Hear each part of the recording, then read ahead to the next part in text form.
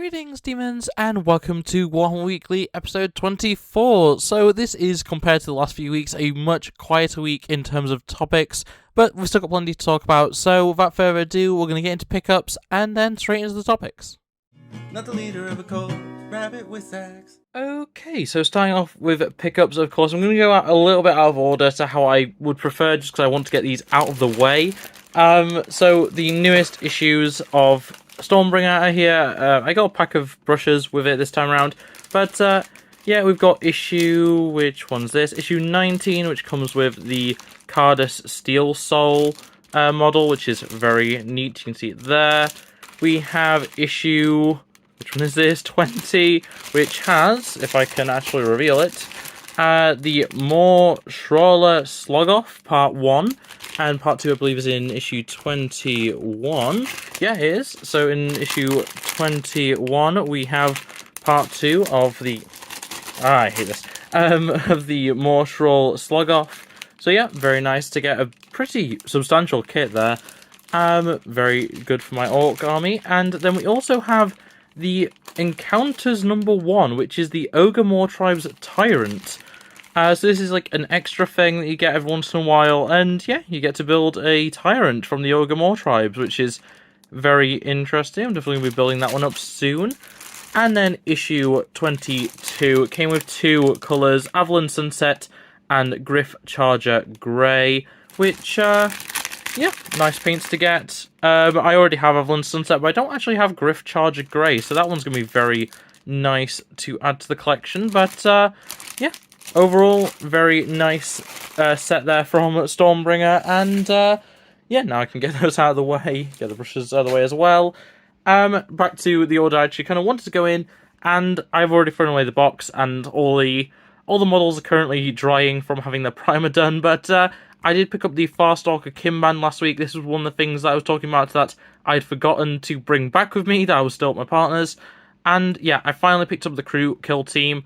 I've been wanting this for a while. Crew in general are one of my favourite things, and having Farstalker Kinband was a must, honestly. So yeah, got them, built them up, love the models, really nice to build, and I have so many ideas on how I'm actually going to be painting them up. It's going to be great. I'm really looking forward to it. But yeah, Starstalker Kinband, very, very nice set. And in the same purchase, I also finally picked up some liquid green stuff from Citadel, because I've been needing it. There's a few models I have that have some kind of atrocious gaps in them. I need to fill them. So, liquid green stuff, great stuff. You know, I hate that I had to get it from Citadel. I could have technically got it from Green Stuff World. I could have got it from a few different other companies that do it, but yeah, it's easiest just to get from Citadel, so I did. And yeah, I'm looking forward to using it. I haven't opened it yet, as you can tell it's still in the packaging, but yeah, soon enough I'm going to be using this, and hopefully, knock on wood, this is actually going to be really helpful and really useful for actually fixing up some of my models that look absolutely atrocious right now. And something else that I mentioned last week that I didn't actually buy until this week is White Dwarf issue 490, which I discussed last week is the first issue of the Bunker. I did say I was interested in checking it out.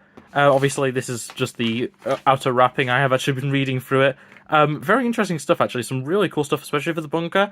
I'm not the biggest fan of White Dwarf in general.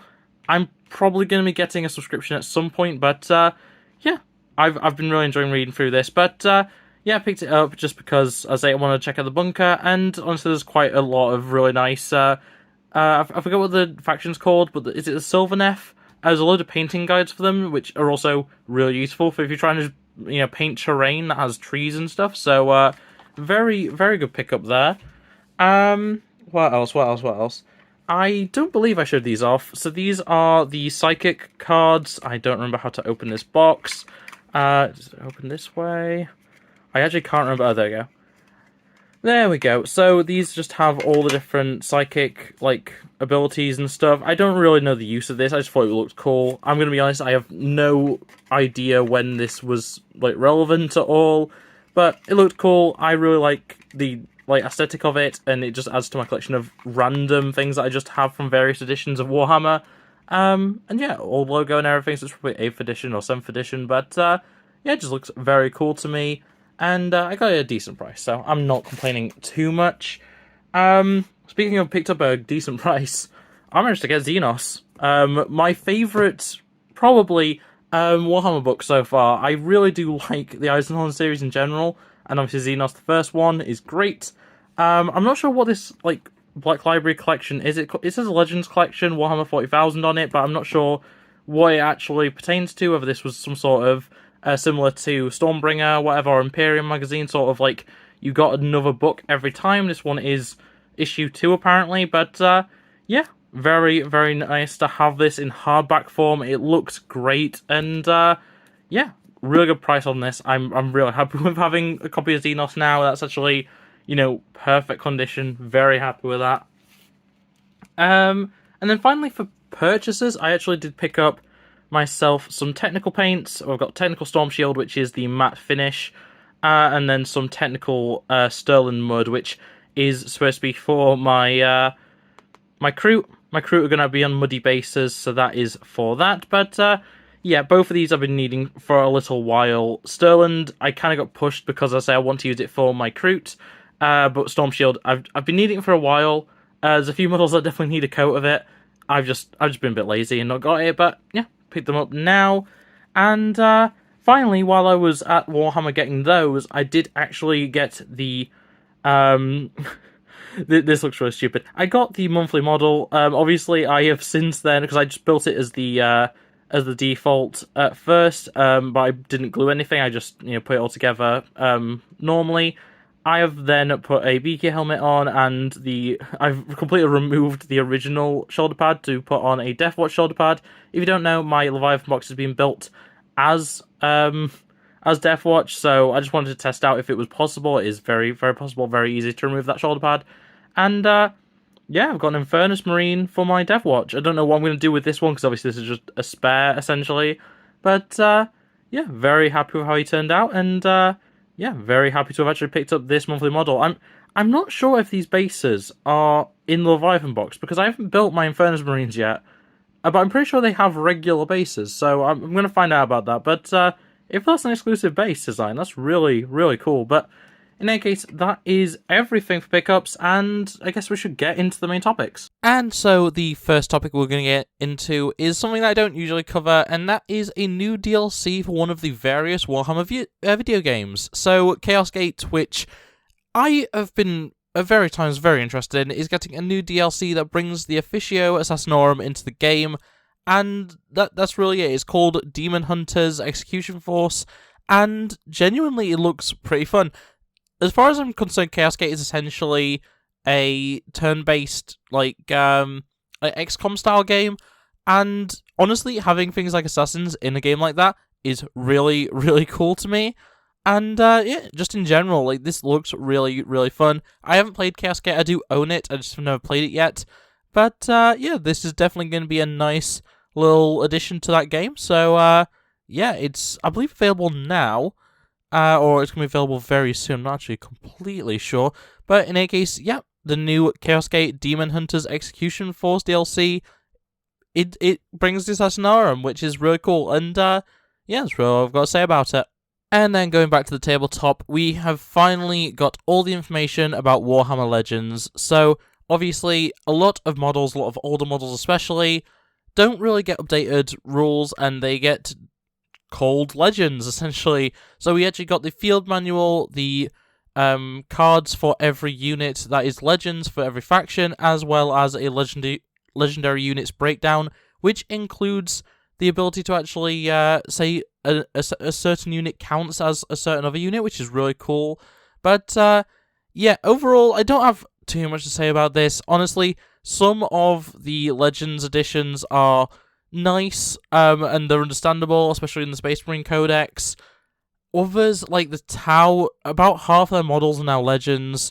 I believe it's somewhat similar for, I want to say Sisters of Battle was similar. There was one of the Imperial factions which had a ridiculous number of Legends models. It might have actually been Astra Militarum, but yeah, basically, for Space Marines, Blood Angels, Space Wolves, Ultramarines, Adeptus Sororitas, Adeptus Mechanicus, Eldari, Agents of the Imperium, Astra Militarum, Chaos Demons, Chaos Space Marines, Death Guard, Drukhari, Gene Stealer Cults, Grey Knights, Necrons, Orcs, Tau Empire, Tyranids, and various unaligned forces, you now have Legends rules. If I didn't just name your faction, you don't have any Legends rules, and you can continue to just use your codices or your index cards or whatever you want to call them. And yeah, it's a lot. Honestly, the Space Marine one is very long, which is unsurprising. Same for the Blood Angel Space Wolves. Space Wolves is one that I was specifically looking at just because I noticed there was a few models that I actually somehow own that were not in the main index cards, so they're actually in Space Wolves for some reason. Not even in Space Marines, which is really weird. But that all aside, yeah, there's a ton of models that are now in Legends. And fortunately, as I say, in the Legendary Units document that is actually on the article I've listed below, we do actually have a proxies table, which is actually really nice. It essentially gives you all these different named characters and tells you which datasheet to actually use for them. Personally, for me, a big one is Dayak Grek, which is the Kroot from the...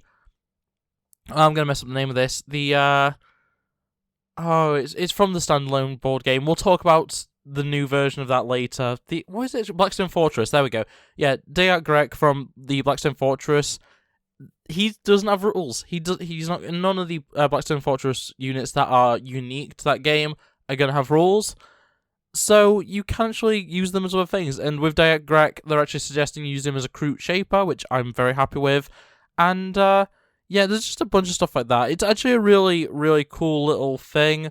I really like how some of the characters that are available in multiple armies, like Maman Transfigured, you can actually run him in Chaos Demons with Demon Prince of Chaos with Nurgle keyword, Space Marines with Heretic Astartes Demon Prince with Nurgle keyword, and Death Guard with Death Guard Demon Prince, which is really fun how they actually give you the different options for the various armies they could appear in. It happens again with Warfiend, with I think there's a few that are like that, but yeah, it's just a very, very neat little thing, and it means I can play Dayak Grek still, so I'm happy. But yeah, generally it's nice that they're officially saying proxies are okay when it comes to official models. I don't know whether this will hold up within competitive settings or anything, but yeah, just the fact that you can run your named dreadnoughts as a dreadnought if you want. That's nice. I do enjoy that, and hopefully they can keep this up in future. It's the bare minimum they should be doing. Like, if they're not going to do rules for these characters, they might as well at least tell us what rules to run them as in, like, a semi-official setting. But, yeah, overall, the Legend stuff, it's interesting. If you're wanting to know more information, make sure to check the article out in the description below.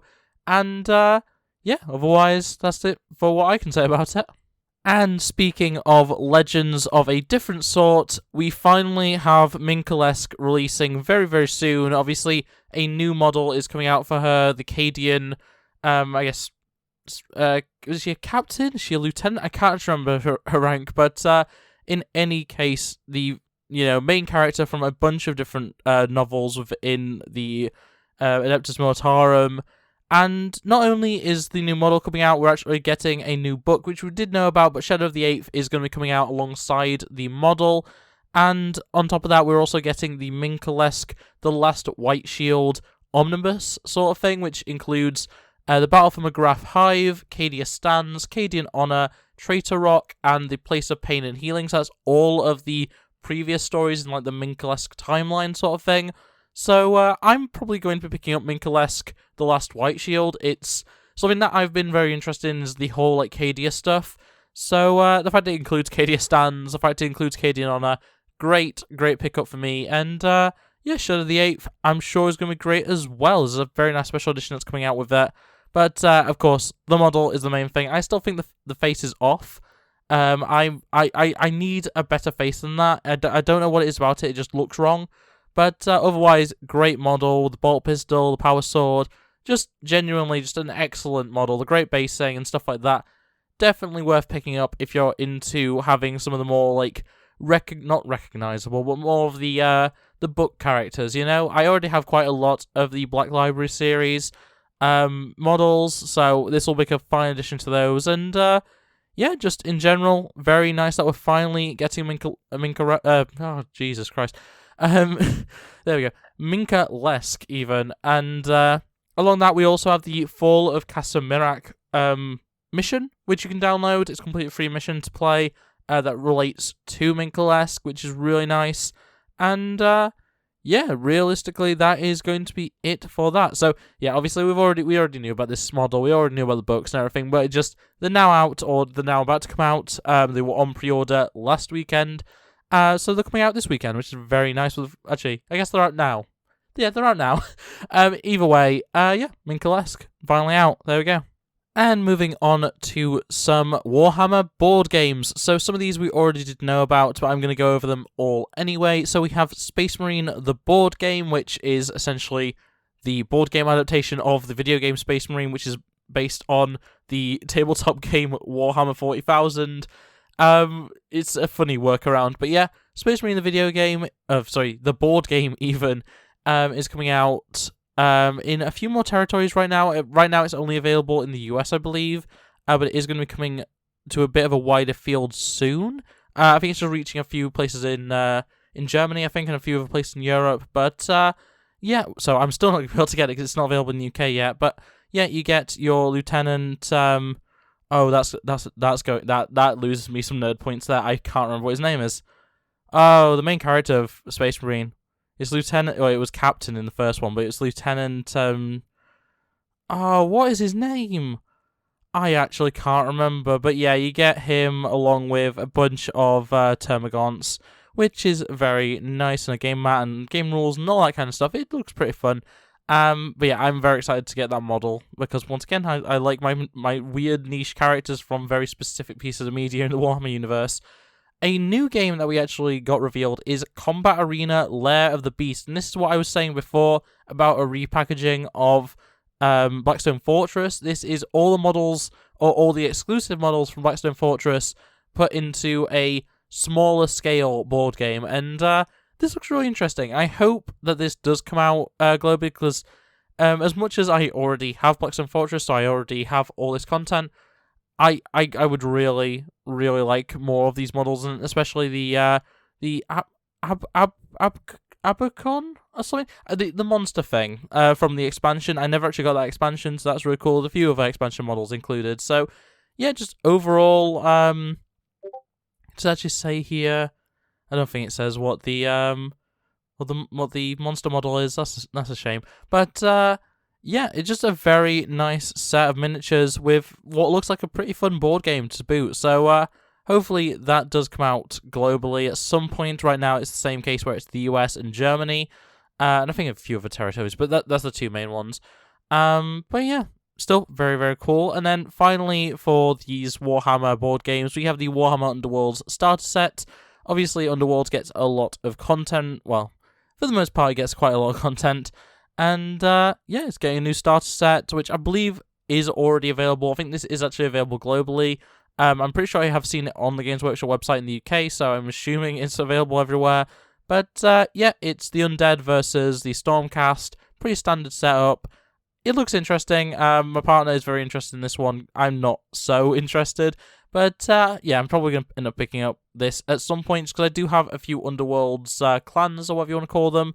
The little kill team style groups.